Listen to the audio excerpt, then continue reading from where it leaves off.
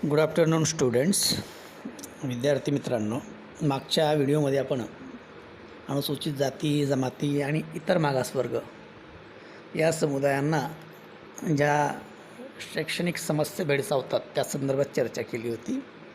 या चॅप्टरमधला एक शेवटचा छोटासा मुद्दा राहिला आहे, तो पाहून आपण हा चॅप्टर क्लोज करूयात. शेवटचा मुद्दा म्हणजे त्याच कालच्या मुद्द्याला जोडून असणारा मुद्दा, अनुसूचित जाती व जमातींच्या शैक्षणिक प्रगतीसाठीचे प्रयत्न.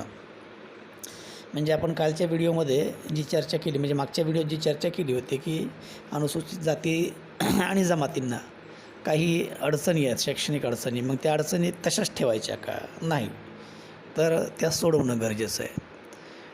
ते प्रॉब्लेम सॉल्व करणं गरजेचं आहे आणि अनुसूचित जाती जमातीपर्यंत शिक्षण पोहोचवणं गरजेचं आहे किंवा त्यांना शिक्षणाच्या प्रवाहामध्ये, मुख्य प्रवाहामध्ये आणणं गरजेचं आहे. त्यासाठी शासकीय पातळीवरून काही विशेष प्रयत्न होणं गरजेचे आहेत.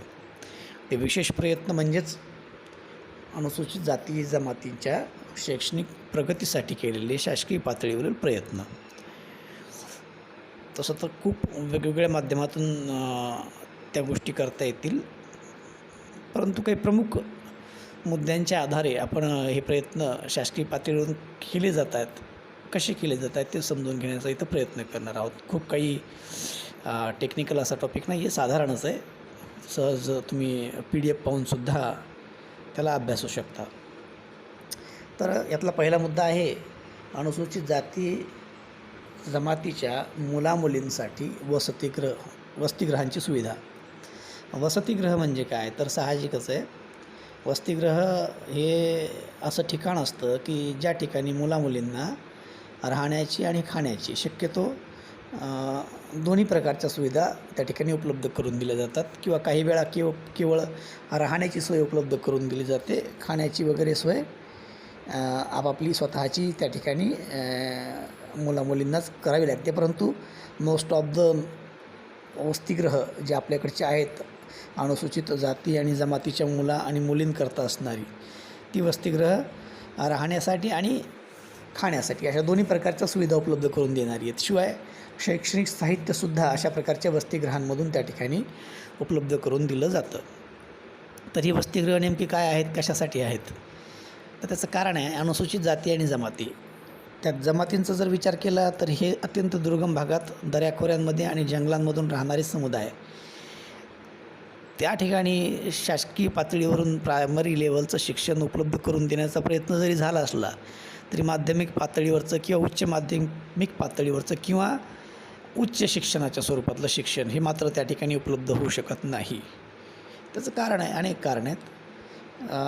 विरळ वस्ती असेल, कमी लोकसंख्या असेल, मुलांची उपलब्धता नसेल, अशा कारणामुळं त्या ठिकाणी उच्च माध्यमिक आणि माध्यमिक स्वरूपाचं किंवा उच्च स्वरूपाचं शिक्षण त्या ठिकाणी उपलब्ध नसतं. अशावेळी या मुलामुलींना जिथं हे अशा प्रकारचं शिक्षण उपलब्ध आहे तिथं जाऊनच ते शिक्षण घ्यावं लागणार आहे.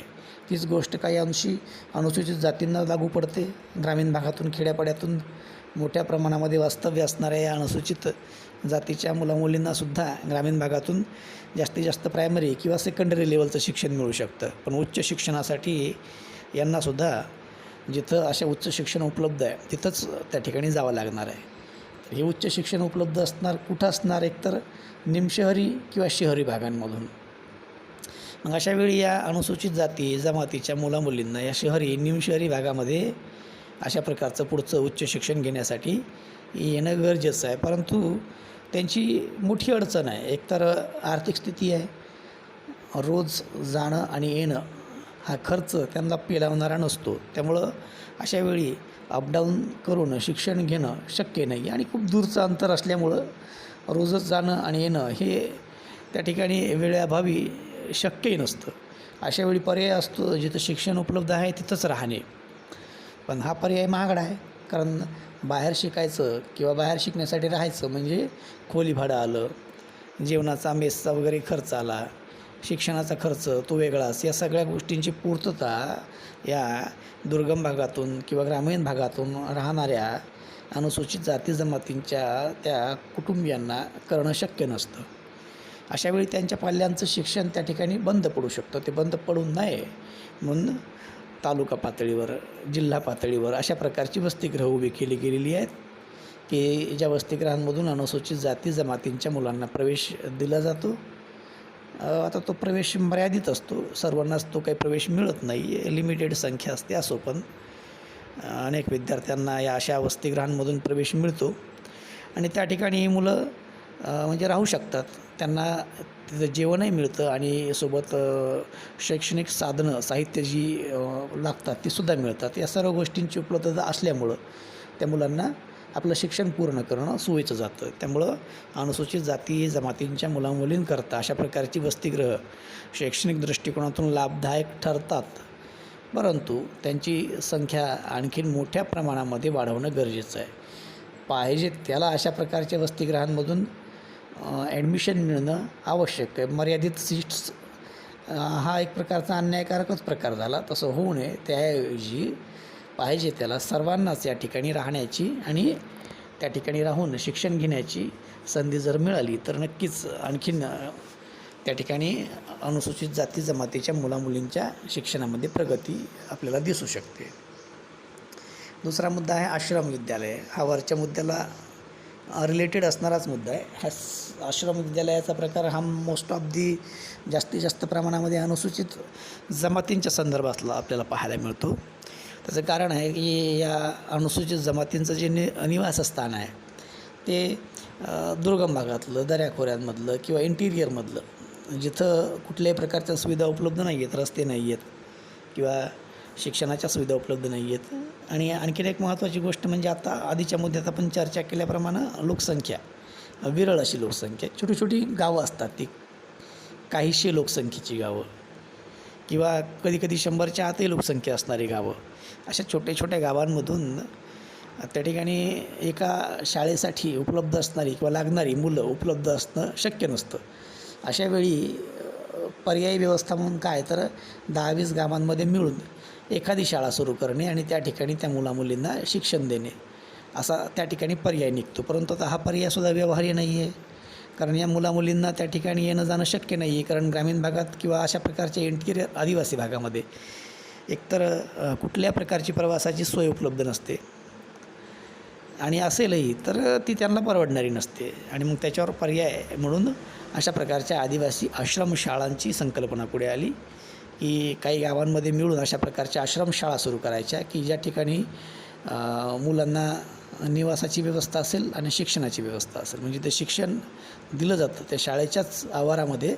त्या मुलांसाठी वसतिगृहासारखी राहण्याची सोय करणे, त्यांच्या खाण्यापिण्याची, त्यांच्या राहण्याची सोय तिथंच असेल आणि त्यांना शिक्षणसुद्धा तिथंच दिलं जाईल. अशा प्रकारच्या शाळा या आश्रमशाळा म्हणून त्या ठिकाणी किंवा आश्रम विद्यालय म्हणून त्या ठिकाणी अनुसूचित क्षेत्रामध्ये सुरू केलेले आहेत. परंतु यांचीसुद्धा संख्या वाढवणं आणि सोबतच त्यांचा दर्जा सुधारणंसुद्धा गरजेचं आहे. कारण अनेक अध्ययनातून ही गोष्ट पाहायला मिळालेली आहे की सरकार खर्च तर खूप चांगला करतं त्यावर, परंतु स्थानिक पातळीवरचे अधिकारी मात्र त्यामध्ये वेगवेगळ्या प्रकारचा भ्रष्टाचार करून पाहिजे तशा प्रकारच्या सुविधा त्या मुलामुलींना उपलब्ध करून देत नाही आहेत. त्यामुळे तो जो दर्जा आहे त्या आश्रमशाळाचा, तिथल्या राहण्याचा, तिथल्या इन्फ्रास्ट्रक्चरचा, तिथल्या खाण्यापिण्याचा, शिक्षणाचा तो घसरत चाललेला आहे. त्याच्यावर आळा आणून जर त्या व्यवस्थेला सुधारलं गेलं तर नक्कीच या अनुसूचित जमातीच्या किंवा जाती जमातीच्या मुलामुलींच्या शिक्षणाच्या प्रक्रियेमध्ये आणखीन सुधारणा होऊ शकते. त्यानंतर पुढच्या मुद्द्यावर आपण जी चर्चा करणार आहोत तो म्हणजे आदिवासी क्षेत्रात व्यवसाय प्रशिक्षण. साहजिकच आहे, शिक्षण हे कशासाठी हा एक महत्त्वाचा मुद्दा आहे. कारण आपण शिक्षण घेतो आहे तर ते कुठल्या तरी हेतूने घेतो आहे. तो हेतू शक्यतो उदरनिर्वाहाशी निगडीत असतो. म्हणजे थोडक्यात आपण आज शिक्षण घेतो आहे तर ते शिक्षण घेत असताना असे काही कोर्सेस आपण निवडत असतो की ज्या माध्यमातून आपण नोकरी मिळवू शकतो किंवा एखादा व्यवसाय सुरू करू शकतो. एका भाषेत किंवा एका शब्दात सांगायचं म्हणजे आपली उदरनिर्वाहाची सोय होऊ शकेल अशा प्रकारचं शिक्षण त्या ठिकाणी आपण घेत असतो.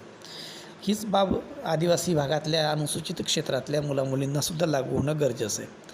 जे शिक्षण आपल्याकडे दिलं जातं पारंपरिक स्वरूपाचं शिक्षण, ते खरंच अनुसूचित क्षेत्रातील आदिवासी मुलामुलींसाठी उपयोगी आहे का, याचं उत्तर काही सकारात्मक येत नाही. कारण ते ज्या भागातून येतात त्या भागात त्या ठिकाणी अशा प्रकारे आपण दिल्या किंवा आपल्या भागात किंवा आपल्याकडं दिल्या जाणाऱ्या शिक्षणाचा कितपत उपयोग होईल हे काही निश्चित सांगता येत नाही. तर त्या ठिकाणी ते ज्या ठिकाणी राहतात जंगलामध्ये किंवा इंटिरियर एरियाजमध्ये जिथं तिथलं जे काही वातावरण आहे नैसर्गिक आणि भौगोलिक वातावरण त्यानुसार त्या अनुषंगानं तिथं त्यांना काही व्यवसाय करता येतील अशा प्रकारचं जर शिक्षण त्यांना देता आलं तर त्या शिक्षणाची गोडही त्यांना लागेल. कारण ज्या शिक्षणातून त्यांना त्यांचं भविष्य घडवता येणार नाही अशा शिक्षणाकडे ते का वळतील हा एक प्रश्नच आहे. आणि म्हणून त्यांना आपल्याकडचं पारंपरिक शिक्षण देण्याऐवजी किंवा त्या शिक्षणासोबतच काही रोजगाराभिमुख किंवा काही व्यवसायाभिमुख प्रशिक्षणं देणं गरजेची आहेत. आणि ही प्रशिक्षणं अशी असावीत की ज्या माध्यमातून ते स्थानिक पातळीवरच काही रोजगार मिळू शकतील. जसं की आपण पाहतो आपल्याकडं गडचिरोली जिल्ह्यामध्ये जे आदिवासी राहतात त्या एरियामध्ये बांबू हा मोठ्या प्रमाणात पिकतो. बांबूपासून काही शोभेच्या कलाकुसरीच्या वस्तू मार्केटमध्ये जर शहरी मार्केटमध्ये जर विकल्या गेल्या तर त्यांना खूप चांगला भाव मिळतो. तर अशा प्रकारच्या कलाकुसरीच्या वस्तू बनवण्याचं प्रशिक्षण जर तिथं त्या मुलांना दिलं तर शिक्षणाबरोबर त्यांना या अशा प्रकारच्या प्रशिक्षणातून रोजगारसुद्धा उपलब्ध होऊ शकतो आणि शिक्षणाबद्दलची गोडी त्यांच्या मनामध्ये निर्माण होऊ शकते. हे जर करता आलं तर अशा प्रकारच्या प्रशिक्षणातून त्या आदिवासी भागातील मुलामुलींचा त्या ठिकाणी रोजगाराचा प्रश्नही सुटू शकतो. पुढचा मुद्दा आहे मॅट्रिकोत्तर शिष्यवृत्तीचा. शक्यतो आपण पाहतो की बऱ्याच ठिकाणी मॅट्रिकपर्यंतचं शिक्षण स्थानिक पातळीवर किंवा थोड्या अंतरावर उपलब्ध असतं. ते त्या ठिकाणी आणि ते स्वस्तही असतं. म्हणजे थोडक्यात शासकीय खर्चातूनच ते दिलं जातं म्हणून ते शिक्षण घेणं शक्य होतं. परंतु जेव्हा मॅट्रिकनंतर उच्च माध्यमिक शिक्षणाकडे वळायचं आहे तेव्हा आधीच्याच मुद्द्याप्रमाणे ते काय स्थानिक पातळीवर मिळणार नसतं. शिवाय अशा प्रकारच्या शिक्षणाचा खर्चही असतो. मग अशा प्रकारचं शिक्षण खर्चाअभावी या मुलामुलींनी किंवा अनुसूचित जाती जमातीच्या मुलामुलींनी सोडून देऊ नये यासाठी मॅट्रिकोत्तर शिष्यवृत्तीची सुरुवात केली गेलेली आहे. त्यात अंमलबजावणीच्या संदर्भातल्या अनेक अडचणी आहेत त्या दूर करून ती चांगल्या प्रकारे अंमलबजावणी करून योजना राबवणं गरजेचं. शिवाय त्या शिष्यवृत्तीच्या रकमेमध्ये काळानुसार वाढ करणंसुद्धा गरजेचं आहे जेणेकरून या मुलामुलींना एक पूर्ण फुलाची पाकळी अशी शिक्षणासाठीची मदत होऊ शकेल आणि त्यांचं शिक्षण अर्ध्यातूनच सुटणार नाही आहे. शिवाय एक महत्त्वाचा मुद्दा आहे तो म्हणजे विविध स्वरूपाचे प्रशिक्षण त्यांना देणं गरजेचे आहेत. कारण आज आपण पाहतो आहे की पारंपरिक स्वरूपाचं शिक्षण तर त्या ठिकाणी आता खूप काही बाजाराभिमुख राहिलेलं नाही आहे. परंतु आता स्पर्धा परीक्षा हा एक महत्त्वपूर्ण असा प्रकार आपल्यासमोर आहे. UPSC असेल, MPSC असेल किंवा राज्यसेवेच्या वेगवेगळ्या प्रकारच्या परीक्षा असतील. थोडक्यात शासकीय कर्मचारी म्हणून नोकरी मिळवण्यासाठी आता कुठल्याही प्रकारच्या पदासाठी अशा प्रकारच्या परीक्षेच्या माध्यमातूनच मुलामुलींची निवड केली जाते. कुठल्याही वर्षीच्या 10वीच्या 12वीच्या पर्सेंटेज वगैरेवर आता कुठेही त्या ठिकाणी शक्यतो निवड प्रक्रिया राबवली जात नाही. तर निवड प्रक्रियेसाठी अशा प्रकारच्या वेगवेगळ्या प्रकारच्या परीक्षा घेतल्या जातात. शहरामधून मुलांना अशा प्रकारच्या परीक्षांची माहिती असते. शहरांमधून अशा प्रकारच्या परीक्षांचं प्रशिक्षण देणारे क्लासेस उपलब्ध असतात आणि शहरी मुलांची आर्थिक स्थितीसुद्धा बरी असल्यामुळं तशा प्रकारच्या क्लासेसमधून ज्ञान मिळवून ते अशा प्रकारच्या शासकीय पदापर्यंत सहज पोहोचू शकतात. परंतु ग्रामीण भागातल्या अनुसूचित जाती आणि अत्यंत दुर्गम भागातल्या अनुसूचित जमाती या समुदायातल्या मुलामुलींना मात्र या प्रक्रियेपासूनच कुठेतरी आपण दूर लोटल्यासारखं केलेलं आहे. असं होऊ नये त्यासाठी त्यांच्या भागातसुद्धा मोठ्या प्रमाणामध्ये त्यांना अशा प्रकारची प्रशिक्षणं उपलब्ध करून देणं जेणेकरून त्यांना याबद्दलची गोडी त्या ठिकाणी त्यांच्यात निर्माण होईल आणि ते या प्रक्रियेमध्ये सहभागी होतील. IAS, IPS अशा प्रकारच्या पदांपर्यंत PSI किंवा तहसीलदार अशा प्रकारच्या पदांपर्यंत ते पोहोचू शकतील. जर अशा प्रकारची प्रशिक्षणं दिली तर ते शक्य होऊ शकेल. आणखीन एक मुद्दा आहे उच्च शिक्षणाकरता विदेशी शिष्यवृत्ती उपलब्ध करून देणे. आता साहजिकच आहे, जिथं ग्रामीण भागातून किंवा अनुसूचित क्षेत्रातून निमशहरी भागापर्यंत पोहोचणं शक्य होत नाही आहे, तिथं मुलांना विदेशात जाणं शक्य होईल का, हा एक महत्त्वाचाच मुद्दा आहे. परंतु त्यावरसुद्धा पर्याय म्हणून, उपाय म्हणून हा उपाय एकदम चांगल्या पद्धतीनं राबवता येऊ शकतो की अनुसूचित जाती जमातीच्या मुलामुलींसाठी विदेशी शिक्षणासाठी शिष्यवृत्ती उपलब्ध करून देणे, जेणेकरून ते सुद्धा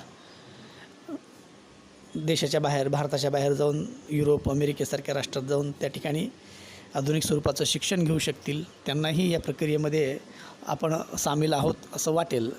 अशा प्रकारचे काही उपाय आहेत की ज्या माध्यमातून अनुसूचित जाती आणि जमातीच्या मुलामुलींकरता शैक्षणिक सुविधा उपलब्ध करून देणं शक्य होईल. या व्यतिरिक्त आणखीन काही मुद्दे आहेत, त्यावर आपण पुढच्या व्हिडिओमध्ये चर्चा करूयात.